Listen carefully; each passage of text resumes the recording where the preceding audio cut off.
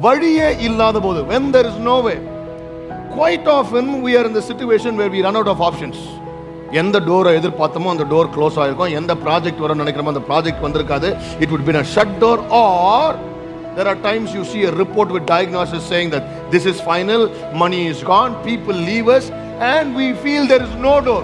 ஒண்ணு மட்டும் நல்லா ஞாபகம் வச்சுக்க, நமக்கு வழி தெரியாம இருக்கலாம், but we have God who is the creator. வழியே இல்லாத இடத்துல அவர் வழிகளை செய்பவர் அல்ல, வழிகளை உருவாக்குற தேவன் இருக்கிறார். அவரே வழியும் சத்தியமும் தேவனா இருக்கார். அதனால this morning if you don't have a way, understand that my Lord will create a way.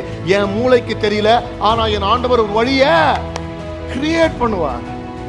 So when we come to a dead end with no ways, that shows that we are close to a miracle. So this morning we have a maker who will make ways and create ways where there are no ways.